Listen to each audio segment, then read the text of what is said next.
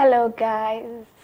Welcome to the Talking Point. On today's show, we'll be discussing fashion, and we are here with the famous Hafsa Dollhouse. Welcome to the show, Hafsa Dollhouse. Thank you so much. Thanks for having me, though. Could you please tell us what Hafsa Dollhouse is? That your name? Yeah, definitely. Hafsa Dollhouse come from. My name is Hafsa Mohammed. So it's Hafsa Mohammed from Hafsa Dollhouse. Definitely, yeah. Yeah. So we have Hafsa Dollhouse in our show today, and we'll be discussing fashion since Eid is here.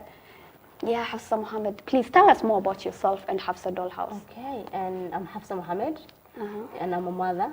Wow. Yeah, a sister, a daughter, and at the same time, an entrepreneur in fashion. So I run two pages actually on Instagram and Facebook actually, and Two brands basically. Two brands basically, yeah. So called Al Hijabi Bridal and Hafsa Dollhouse. So Al Hijabi Bridals focuses more on like gowns and everything to do with brides. Yeah. And Hafsa Dollhouse is like the casual wear. Yeah, normal wear and swimming costumes, sport wear, and yeah, everything that bridal can't do.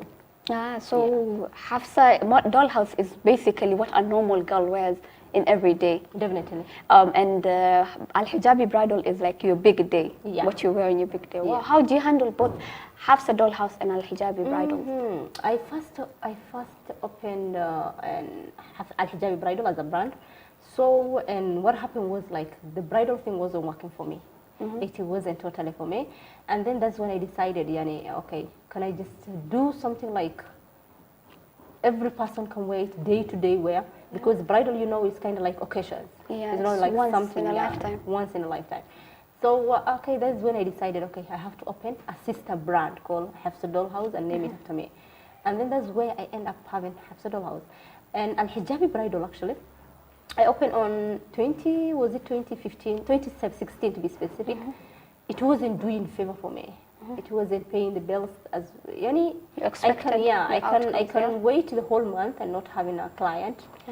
But Hafsa Dollhouse is kind of like everyday basis. That's what pays the bill. Okay, so what motivated you to start Hafsa Dollhouse?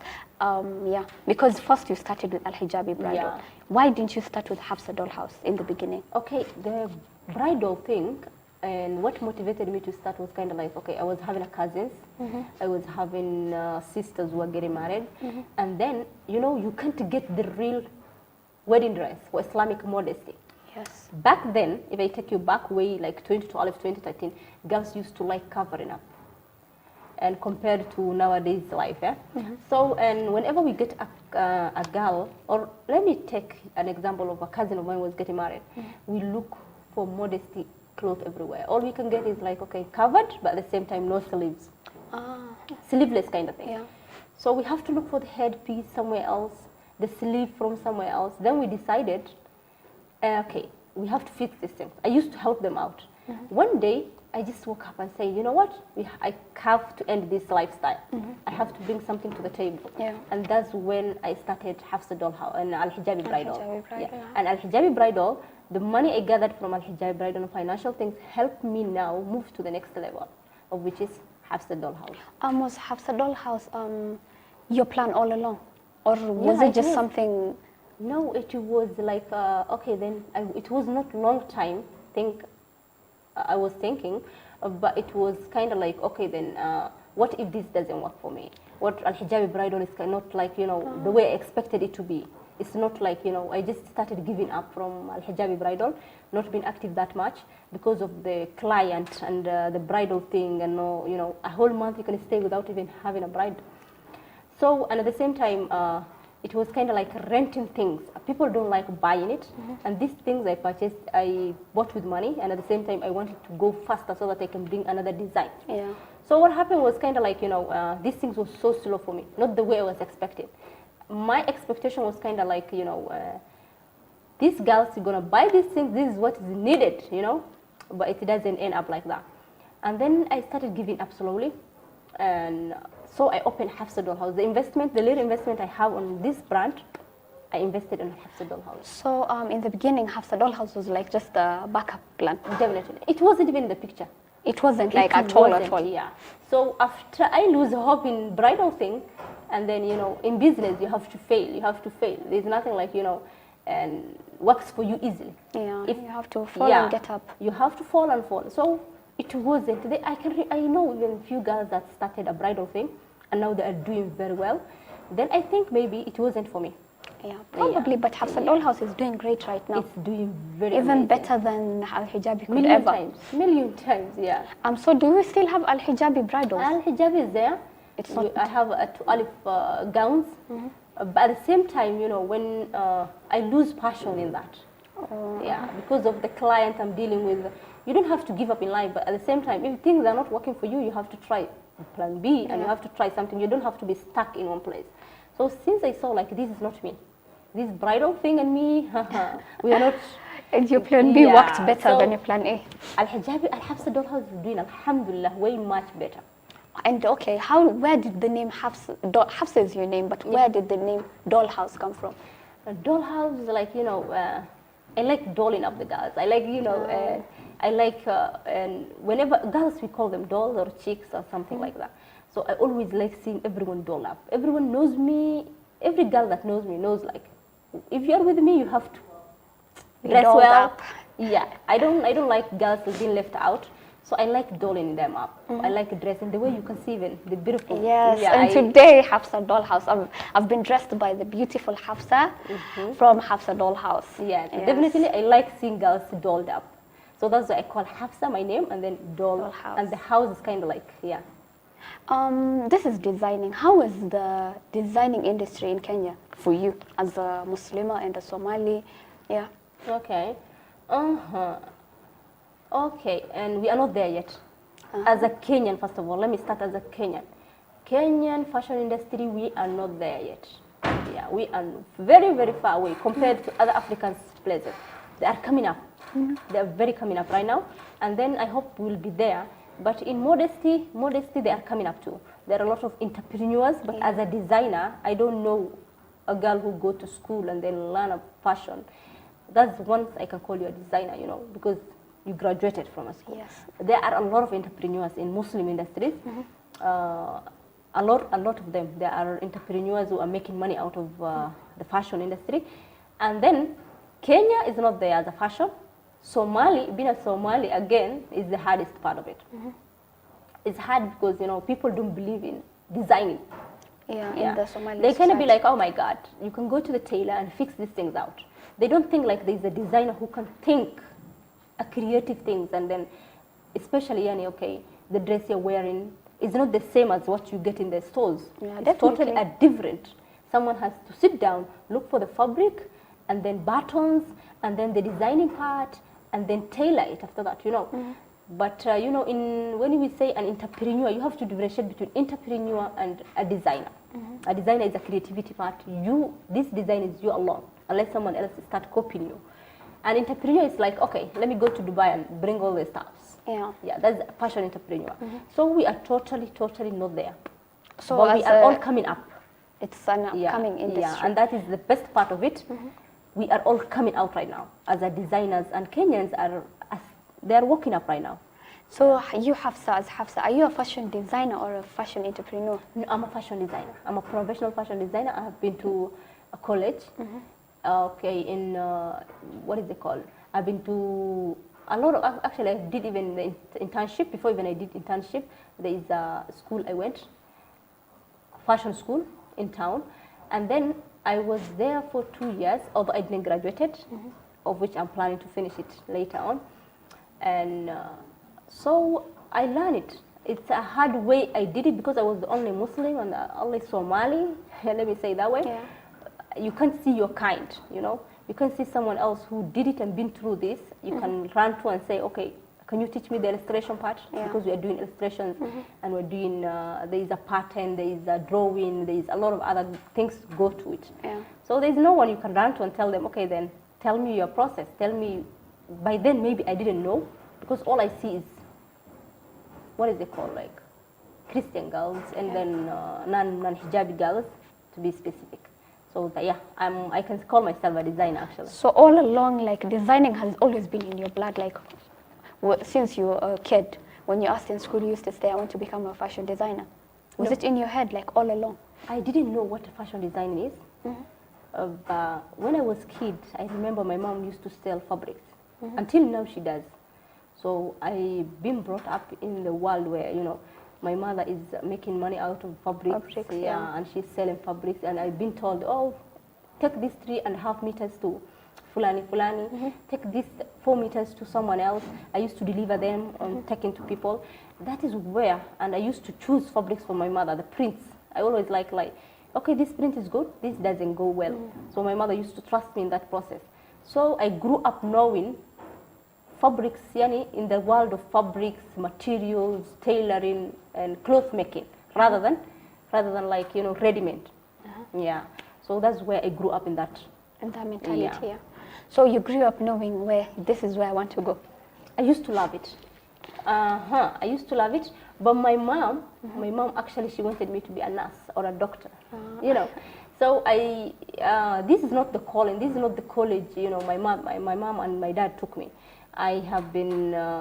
My mom registered me, or rather, I went to a college as a lab technician. I used to be a lab technician actually. So I work. I did internship in Bumani Hospital. I was working, not actually like working, but doing internship. Yeah. When I finished, they wanted to give me like a part-time job. When someone is not there, you have to shikilia, you understand? Yeah. So and after that, then I dropped actually. After But I got married actually. After immediately I got married, I said, this is not me. I don't want anything to do with the lab and then finding the bacteria and all that. This is not me. So you did you graduate? Yeah, You I graduated in lab technician. I did an internship and I was working. So you're a professional lab technician? Yeah. Wow. So a mother, a lab technician, And a fashion designer. who turned from lab technician to a designer. A designer. Yeah. Wow. But how from lab technician to a fashion designer? Yeah, because you know, It wasn't I used part to of your love. passion. I used to help girls back then. Even whenever there is a function, I'm the girl who they can call me.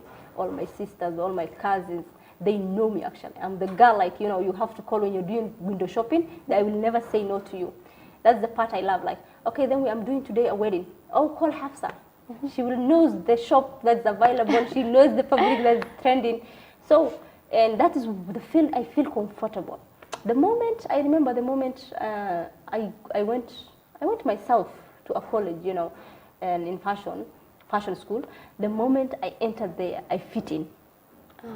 Yeah, I just love the pattern things, the drawing, you know, the sketching, looking for fabric, hunting fabric. I said, okay, I've never felt this happy in my life. I have to stay there forever. And I was pregnant actually when I was doing, and I have never felt even like, you know, the need of being boring, and at the same time, yeah, I did my courses very well. But when I was doing lab, it's kind of like I'm being dragged. You didn't like it at I all? never like it. It's kind of like, okay, boring. Why will I even, what is this bacteria things? What is this? It wasn't making any sense to you. It doesn't make sense to me. So eventually, alhamdulillah, I'm doing what I love, yeah. That's what matters. You said your family, your mom didn't want you to be a fashion designer. She wanted you to be a doctor and nurse. How did she react? Okay, now, you know, Somali mothers, once you get married, they don't care less. Okay, raise your kids. I don't give a shit. So once, you know, and I had talked to my husband, and then he said, okay, this is the passion. You know, I bought a TV for myself, watching only what is trending, how do I look things, entertainment, all the fashion industry things. And your husband is supportive? Yeah, he's very supportive of it. The moment, you know, I get bored at home and he's like, you know what, start. I think you have to start fashion school. That's when I started. My mother, she didn't even, she was like, okay. She called me and I told her, and she was like, yeah, you left that and you wanted to, okay, why don't you come and join me and sell the fabrics? She doesn't understand what designing is until today. She doesn't? Yeah, she doesn't. She just knows you No, sell she clothes. knows, like, I'm selling fabrics and she's selling fabrics. What's the difference?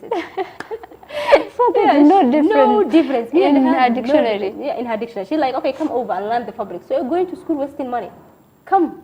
There's even tailor I know. Like, he can fix you everything. Just come.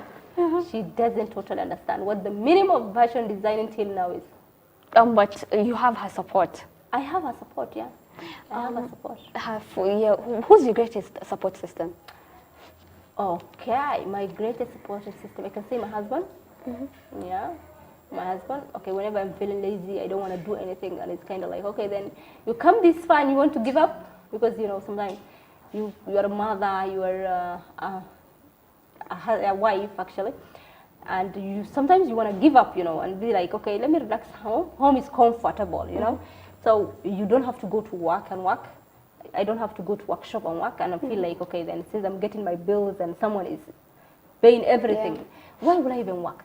So when that thing comes, when that time comes, I feel lazy and I want to be home and I don't want to work.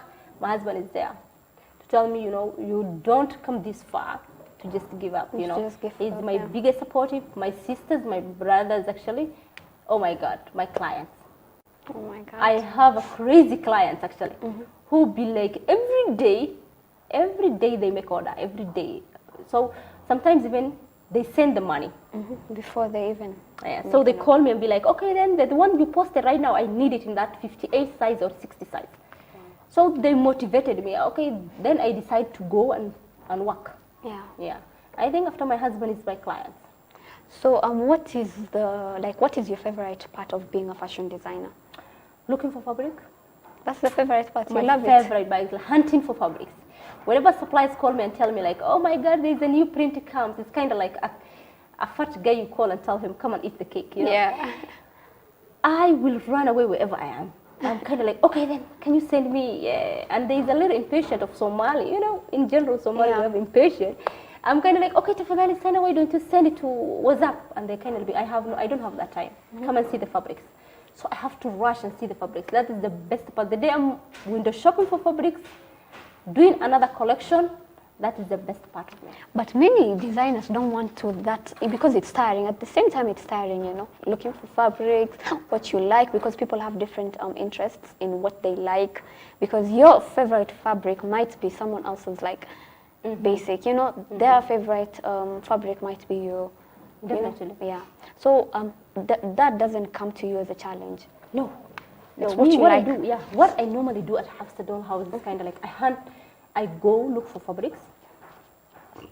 Definitely I know what my clients want. I know what kind of fabrics or the thing they want.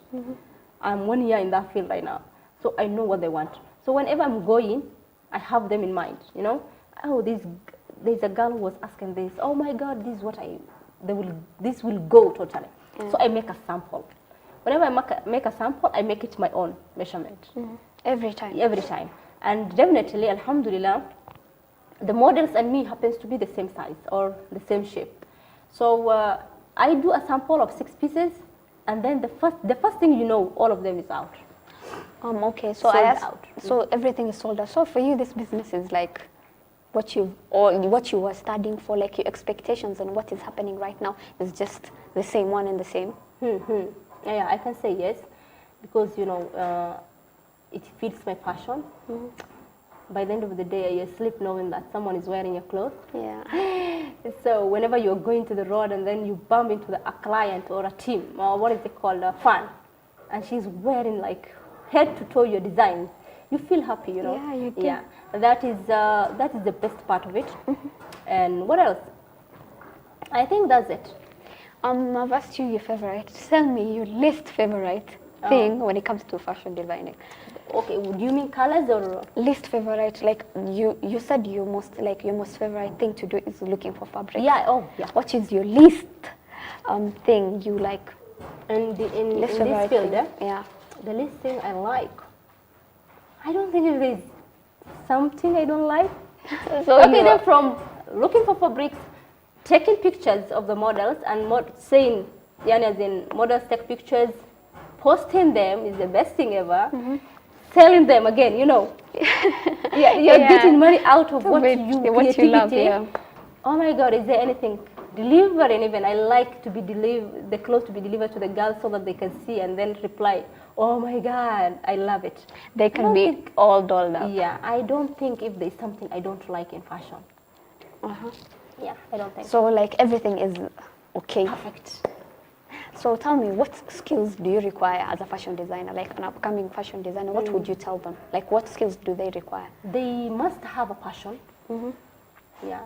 If, as I told you before, my mother told me to a lab technician, or was it Yeah. nurse or a doctor, you know. I wasn't having a passion.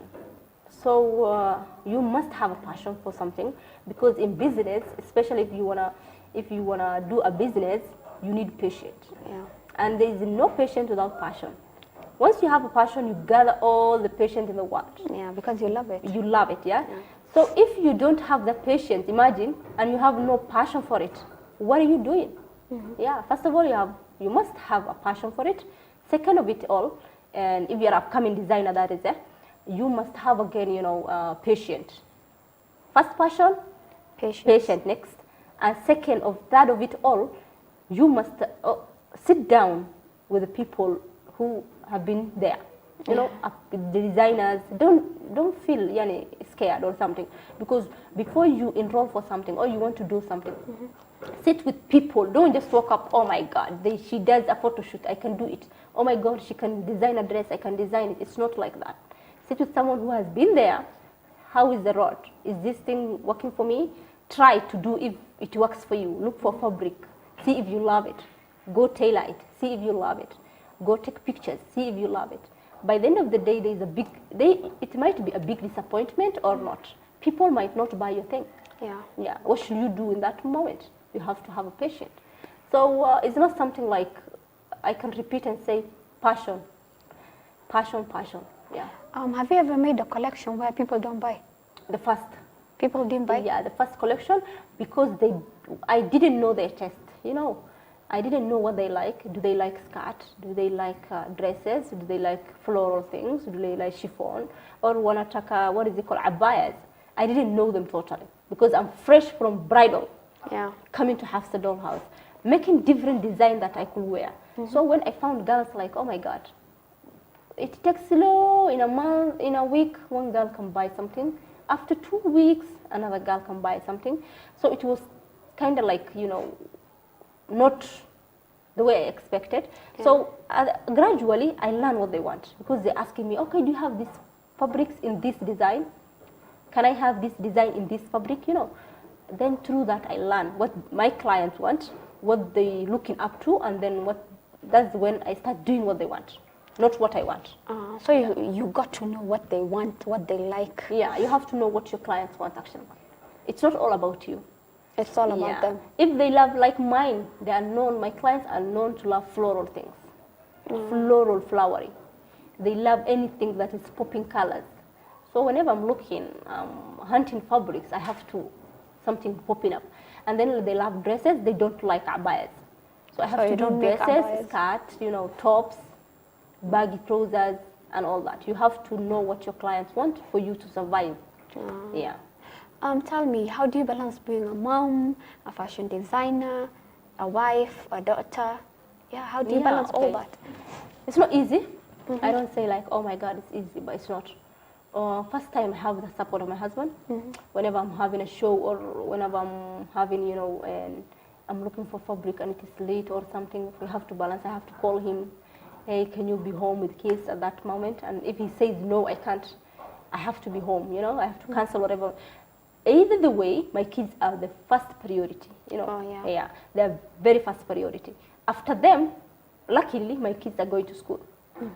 How old are they? The first one is 6 years old, and the last one is 3 years old. So they are all enrolled for school. Yeah. But before that, before I started, my firstborn only was going to school. The little kids, both of the younger ones, both of them were home, right? So I have to call my sister over whenever I'm doing something, so that they feel the need. Your sister and you're the same. Yeah. I have to call my sister, and then my sister have to come home, and then when my husband comes, my sister will leave. It was kind of like a struggle, for all of you. For all of us. So support of my sister, support of my husband, that's what I got by then, so that my kids will not feel left out. And then I have to go and do my passion thing. That's how I balance. But now, from morning to Sakumi, then in school, I can work from morning to Sakumi. So you manage your time? I totally am always on. When it comes to managing time, I am perfect for that. I have to know when my kids is coming from school or going to school. I have to know at what time. Everything is planned and budgeted. Yeah. Have you ever had a client where they've ordered something, you've delivered it to them, but they didn't like it? They're like, it's not the same as the picture. Did I? I don't think so. Not that I know. I've been into this industry like a year, so not that I know. Not that I delivered and they don't like it, the fabrics, because I take clear picture, like where So the they gaps. know what they're ordering. They know what they're ordering. If it's a stretcher, I tell them this is a stretcher. I write it down. If it is a chiffon, I tell them this is a chiffon. So they know what they are playing around with. So you haven't ever made No, not yet. and any rude client? Definitely. Rude client, I got it like this month. Of all the years I was working, like the whole year I was working, Yeah. I It's almost encountered 2 with years. one. And that girl, she was rude because she was really, really impatient. And at the same time, she doesn't trust the process of online. She has never shopped online before because I don't have a store. Yeah. And I run via WhatsApp, Instagram and WhatsApp. My number is there, and then the client can come to WhatsApp. So she was really impatient, and at the same time, she was keep telling me, "Oh my God, I'm traveling today," and she's not traveling today. So when she make noise actually on my all social media platform, telling me, "Oh my God, I'll take you to, you're lying to me. I have to take you to what is it called, police and nini." How many days was it like after she ordered? It's a day.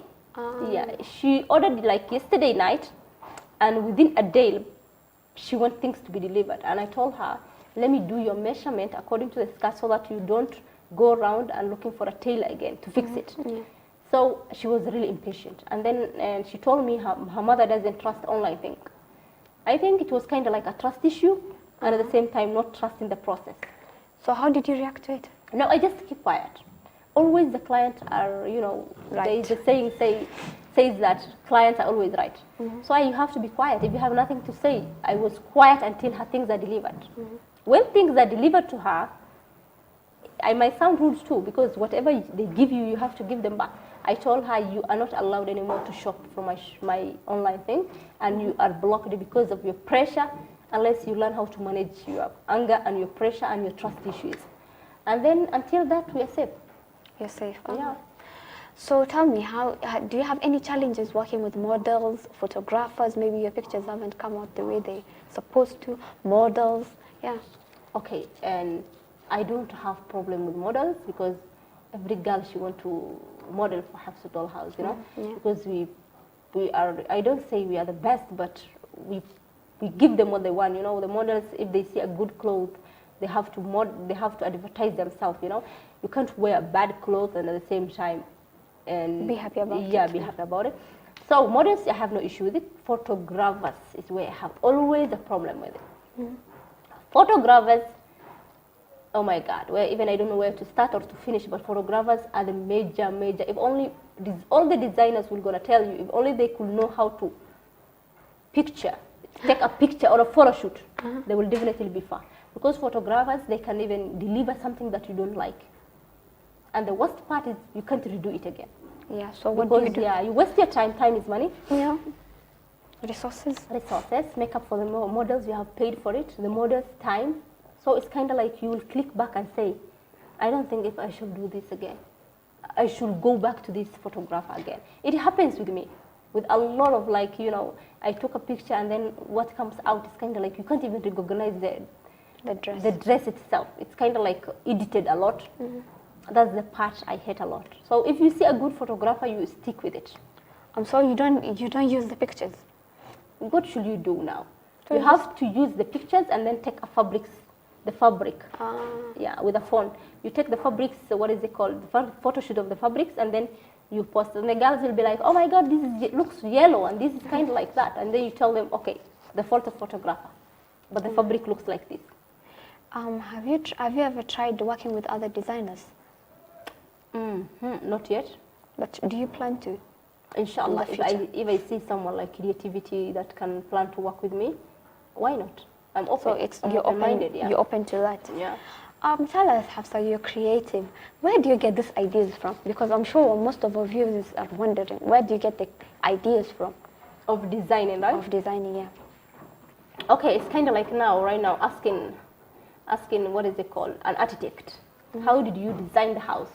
Where did you get the creativity? It's kind of like it always comes from the client. And as I told you before, like, you know, I know what my clients want. Yeah. So I always give them, like, you know, okay, this is what you want, but I can do better than what you want. Yeah. You know, where I get my creativity is like I'm always creative. As I sit here, I can even, you can tell me what you like, and then I can season it. You know, girls Yeah. can come and tell you, oh my God, I like a dress. It has a belt here. It has a belt. I will listen to the idea, write it down, and I tell you, with your, what is it called, with your height and your body, I think this goes well with you. First, I have to know Yeah. what she wants, and now I read my client's mind. I know what they want. I know this girl like this, and Likes this this, doesn't yeah. like this. So knowing the fact that I know what they want gives me the idea and creativity of coming up with a new design. Yeah. Like, let me go with this one. She won't say no to this, you know. Yeah. Tell us, where do you see yourself in 10 years to come? 10 years to come. Okay, having a store maybe. Whew, 10 years to come, inshallah, if God willing. So I'm planning to have a store. I don't know if Allah says so. If Allah doesn't say so, well, let's just stay on online. And what else? And my brand to be all over, inshallah. All over like the world, East inshallah, Africa, like having a internationally. store in East Africa, in Uganda, Tanzania, like, you know, Hafsa Dollhouse to be the next thing they know. Inshallah, yeah. we pray it becomes the Inshallah, next big yeah, thing. So inshallah. tell us, Hafsa, we've come to the end of the show. What would you advise? What advice would you give to the upcoming fashion designers? And models, huh? Yeah, and entrepreneurs. Okay. Entrepreneurs, they have nothing to lose actually. They just choosing the fabric they like. It's like a collection you do, right? Entrepreneurs, actually, you're in safe hand. They have nothing to lose. Let's come to the designers. Designer, first of all, if you're a designer and you have went to school and started this process, you know, you have to make a living out of it. You have to be constantly doing your designs and creativity and coming up with the new designs, not copying what the other person did. Just forget about what they do, you know. Do what you like to do, and it will go well, inshallah, with you. So bring new creativity to the table. Have passion for whatever you're doing. Never give up. That goes for the designers. Never give up. For the models, as you said, models, okay. Apparently, all Somali girls who are below 18, 19 are models. Apparently, yeah? They call themselves models. If you want to be a model in life, in real life, if you want to be a model, invest in yourself. I see million girls who are actually DMing me and telling me, I want to be a model, I want to be a model. And I'm kind of like, okay, then you want to be a model. Let me go and visit your page. What platform? What do you have, you know? Yeah. All you see is kind of like food or Snapchat. If you want to be a model, go and work with the designers, invest in yourself. The way we are doing, you know, Hafsa Dollhouse, when I was starting, I started with investment. I started with, you know, loss. Just to go, take pictures and go to the designers, try to borrow clothes from them, telling them, okay, then I'm investing myself, I'm taking pictures. Anyway, all in conclusion to that, what I'm saying is, like, models, please invest in yourself and show the designer that you can. There's no way I can hire you for a brand that I invested a lot of money on. Yeah. So invest yourself if you want me to take you to. Yeah, and there you have it. That's the last message from Hafsa. We've come to the end of the show. Thank you for coming, Hafsa. Thank you so much. I appreciate it. Thank you.